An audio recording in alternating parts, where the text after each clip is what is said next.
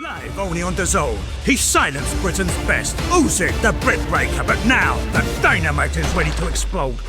One night, one shot at undisputed. Usyk versus Dubois 2. July 19th. Right now at DAZN.com/boxing. The king is dead. Long live the king. Hamzah Sheeraz knocks out Edgar Berlanga in 5 rounds. It really should have ended in round number 4. I'll talk about that now in a sec.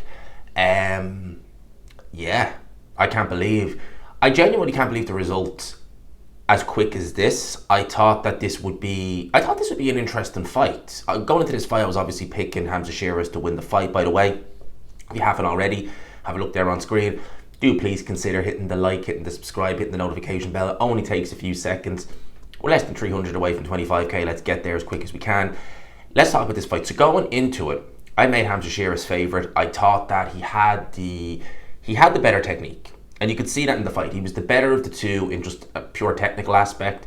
His punch selection was very, very good. He was switching it up nicely. But for the first 2 rounds, Hamzah Sheeraz in the post-fight interview said that he felt that he lost those rounds. There were really nothing in them, to be honest with you. Yeah, probably could give him to Berlanga, yeah, but there wasn't really anything to split them in those 2 rounds. It was real cagey, a bit of a feeling out type of affair. Hamzah Sheeraz was not really committing to anything, nor was Berlanga. Berlanga's actual defense in the first couple of rounds was not that bad. He was actually being able to stay out of harm's way.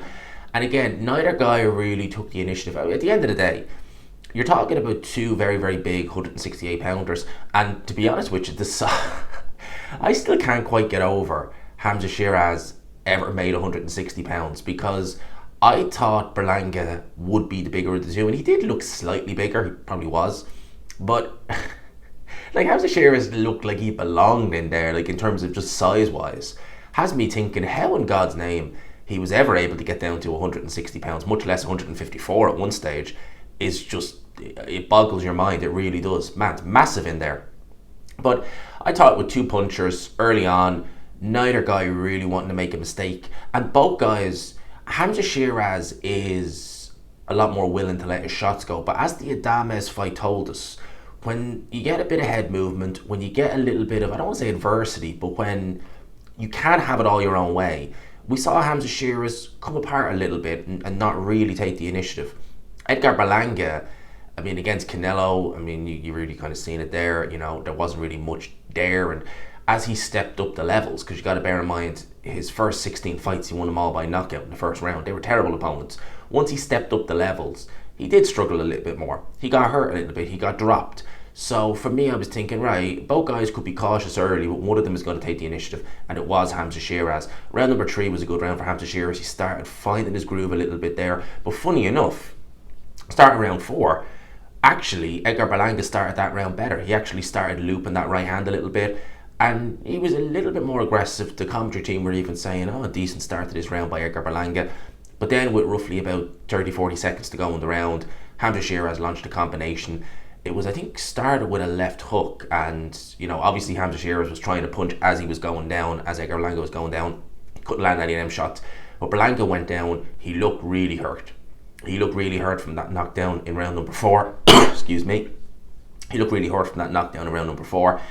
Got back to his feet. David Fields is the referee for this fight. Now, David Fields, I'm pretty sure he's refereed a couple of fights like Kovalev Alvarez, Elite Alvarez, and known for not being a quick stoppage guy. Known for that. Very much known for that. He will give the fighters a lot of chances. So Edgar Berlanga gets to his feet after that first knockdown in round number 4. He's then put down again by a right hand. And honestly, the second knockdown, I'm surprised he was as cognizant as he was, because it looked devastating, it looked very heavy, it looked very brutal. A lot of fighters would have been, you know, gone, finished, done, see it.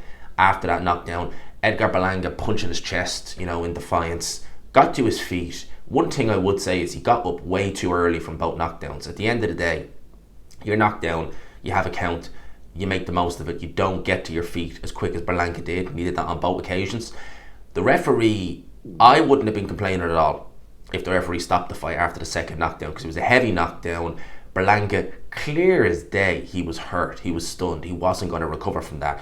But the referee did allow it to continue. I guess given the fact, and I think it's a complaint that people have about UK referees, they never take this into consideration, is that you're literally, as soon as you say box, the bell's going to go. So you give them that minute's rest and you see how they go. And at the end of the day, it's up to the corner as well. They can decide if they want to send them out or not. So referee, let the fight carry on, bell sounds. And if you look at ringside, you'll see Frank Warren, who was obviously celebrating because his guy he thought was going to win. And he is going ballistic. He's shouting at the referee. He's running over the turkey. If you look at it, you can see Frank Warren going absolutely berserk at ringside because the referee didn't stop the fight. It was all for nothing because you could tell Berlanga wasn't with it. A minute's rest realistically wouldn't have been enough, and it wasn't. So as soon as round number 5 starts, right hand goes in by Hamzah Sheeraz. Edgar Berlanga is hurt. David Fields' referee jumps in, stops the fight. Absolutely correct stoppage. And that's that. You know, going into this fight, Edgar Berlanga was giving it that.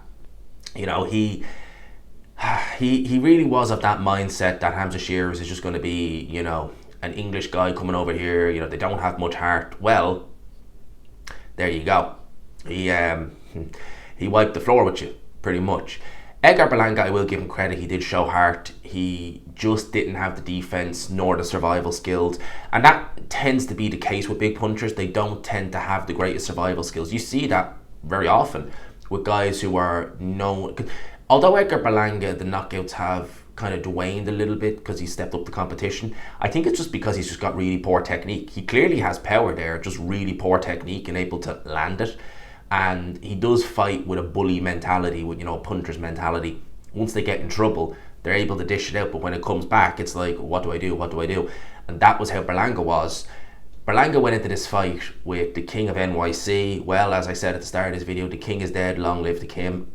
Hamzah Sheeraz, definitely brilliant performance. And I thought, obviously, the punch variety was better from Sheeraz. The speed, he looked faster, the two. He was just a better fighter all round, simple as. And I saw improvements in Hamzah Sheeraz there tonight. That it's quite remarkable, really, that you're only a couple of months removed from the Carlos Adames fight. He starts training with Andy Lee over in Dublin. And the improvement is just, it's vast. I mean, Andy Lee is really a highly sought out trainer. You see a lot of fighters wanting to go there. He started it all off with Joseph Parker, Paddy Donovan was the one he really started off with. And we see the talent Paddy Donovan is, and he's probably going to be world champion before the end of the year when he fights Crooker again in the rematch. So you see what Andy Lee has done with these guys, and it's phenomenal. You know, Andy Lee is extraordinarily talented as a trainer. I really rate him very, very highly. And yeah, for me, I think that the sky's the limit with Andy Lee and Hamzah Sheeraz when you consider this is only one training camp.